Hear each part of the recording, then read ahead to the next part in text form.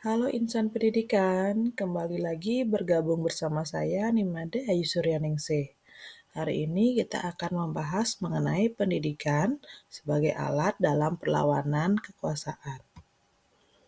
Pada bahasan ini kita akan mulai dari definisi pendidikan sebagai alat kekuasaan, kemudian pendidikan dalam mempertahankan kekuasaan, pendidikan sebagai sarana pembebasan, teori pendidikan yang mendorong perlawanan terhadap kekuasaan, pendidikan sebagai pembentukan pemeliharaan kekuasaan, pendidikan sebagai alat perlawanan terhadap penindasan, pendidikan di negara totaliter vs demokrasi, kemudian yang terakhir dampak pendidikan dalam membentuk struktur kekuasaan.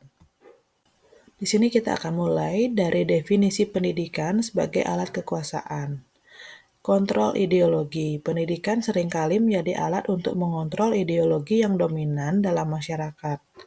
Negara atau kekuasaan yang berkuasa dapat menggunakan pendidikan untuk menyebarkan ideologi tertentu dan memastikan bahwa generasi muda memegang nilai-nilai yang selaras dengan kepentingan penguasa.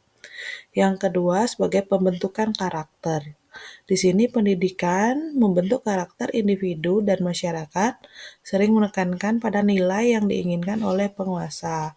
Hal ini termasuk moral, etika, keyakinan, dan memperkuat status quo, seperti patriotisme dan kesetiaan kepada negara. Kemudian yang ketiga, terkait dengan pendidikan sebagai instrumen hegemoni.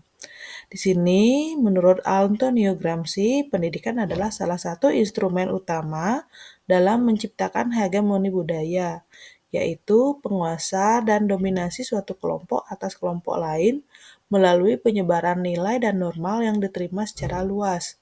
Pendidikan memainkan peran penting dalam memperkuat ideologi yang dominan. Peran pendidikan dalam mempertahankan kekuasaan dapat menggunakan pengaruh kurikulum, pengawasan dan sensorship, pendidikan elitis, dan pembentukan identitas sosial. Pengaruh kurikulum. Kurikulum sebagai alat utama dalam pendidikan dapat mencerminkan nilai-nilai penguasa, di mana kurikulum itu dirancang untuk mendukung kepentingan kekuasaan. Kemudian pengawasan dan sensorship.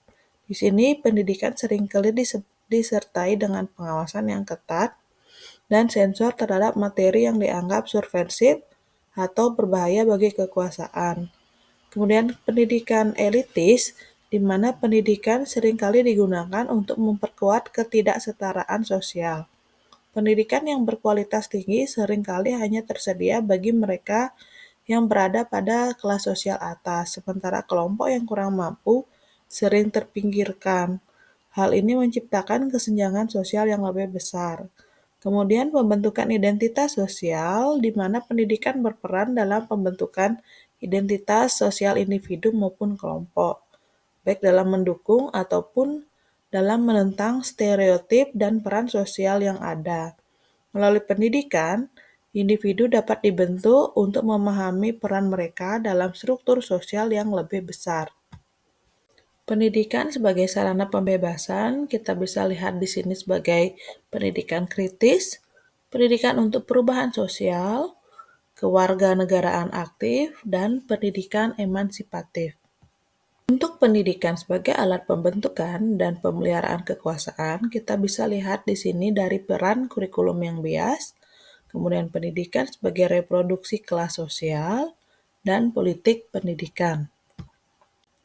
Berikutnya, mengenai teori pendidikan yang mendorong perlawanan terhadap kekuasaan, yang pertama dari Paulo Freire tentang pedagogi tertekan. Yang kedua, ahli Antonio Gramsci yang menyatakan mengenai hegemoni budaya.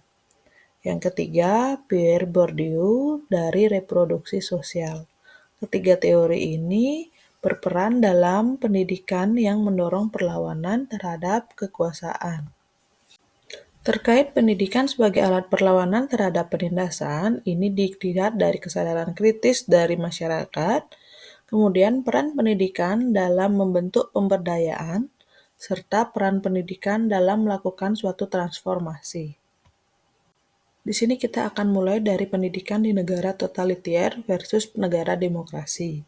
Pada negara totaliter, biasanya dikontrol secara ketat oleh negara dengan kurikulum yang dirancang untuk mendukung ideologi penguasa.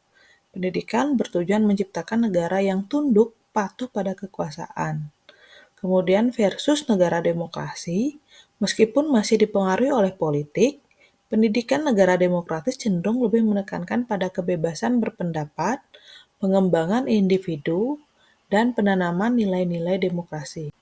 Adapun dampak pendidikan dalam membentuk struktur kekuasaan, kita bisa lihat dari kekuatan pendidikan dalam membentuk ideologi. Kemudian yang kedua, kita bisa lihat dari peran pendidikan dalam ketidaksetaraan sosial. Yang ketiga, transformasi sosial melalui adanya pendidikan.